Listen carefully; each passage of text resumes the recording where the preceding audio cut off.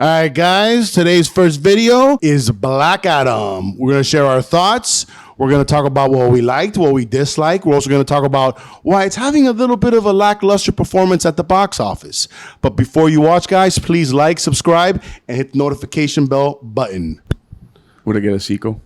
Would it get a sequel? That's a good question. We're going to get into that. As you notice, today Jack is not here. He's off in Mickey Mouse World riding the Guardians of the Galaxy ride that I am dying to ride. But before we get into that, Tony, quick thoughts on the Guardians of the Galaxy ride. Best roller coaster in Disney. Hands down. Hands down. You heard it here live, folks. So if you're ever in the Walt Disney World Orlando area, check out Guardians of the Galaxy at Epcot Park. Okay, Black Adam. Tony, what are your initial thoughts on the movie?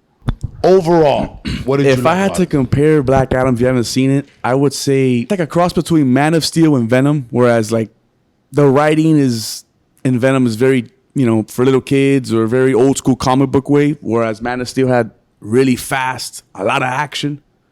So I kind of have that same vibes for it, where when you watch Man of Steel and for me, when I watched Venom, I was rooting for the movie to succeed because I wanted the sequel. Even though the critics were bombing on Venom as well, I wanted to succeed. I didn't care. And that's the same situation I had for Black Adam. Like I love this movie. I really do. I was hoping that it destroys the box office so we can get another one, Good point. Before we get into all the box office struggles and what we think about the critics' response versus the audience response and the disparagement, how they are completely different. Overall, for me, the movie was excellent. I thought by far it's better than Thor: Love and Thunder and Doctor Strange: Multiverse of Madness. I agree. Yeah, 100%. Best comic book movie right now this year. Best so far before Black Panther, because we got Black Panther coming out. Right. And we're going to get into that. Besides that, the movie has a ton of action. I haven't seen an action-packed comic book movie like this in a long time. Since Man of Steel. It has a Man of Steel feel to it as far as the grittiness of the action, showing how strong Black Adam is. I thought the supporting cast was great. I thought Pierce Brosnan was great in it. The writing was it wasn't great, but it was good for a comic book movie. Felt like a 90s comic book. Like I was reading a 90s comic. Like a basic writing, I'm going to get you or whatever type of deal writing. Nothing special, but solid for the movie. So overall, I give the movie maybe I would say 8 out of 10. I think it's one of the best action comic book movies I've seen in the last 5 years, for sure. Yeah, no, I give it 8 out of 10 as well. Yeah, for sure.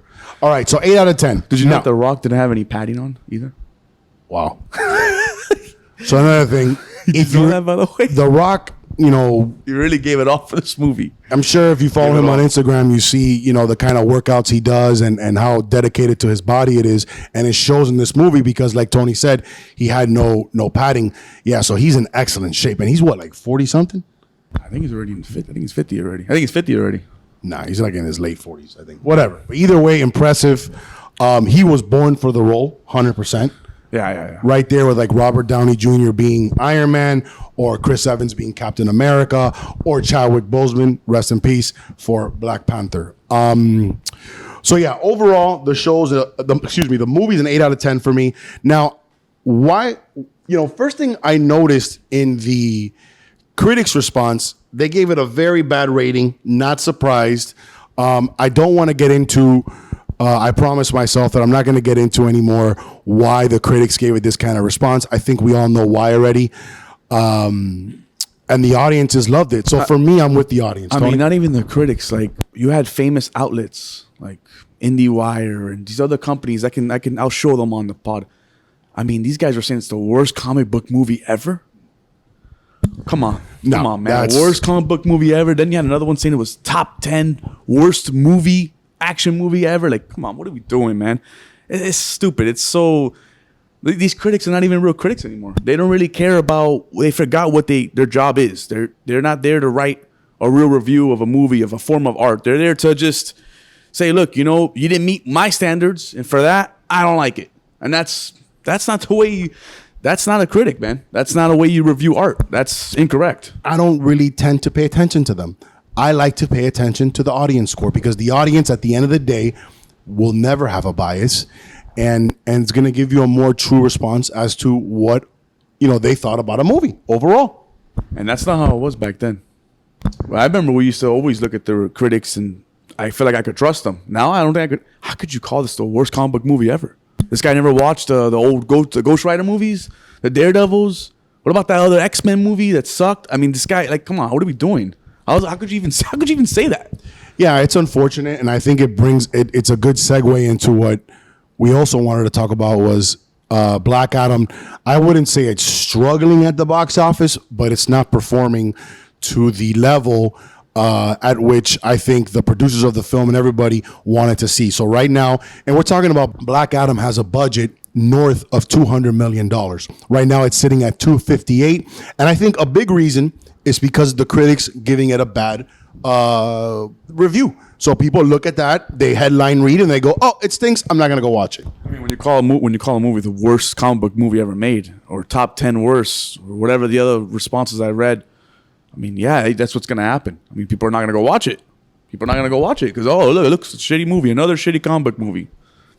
That's terrible. And again, and it is not performing well because if it costs $200 million to make, that means it needs to gross about 500 to like actually feel like they, accomplish something, right? Isn't it 200? And then you gotta add the same amount plus half.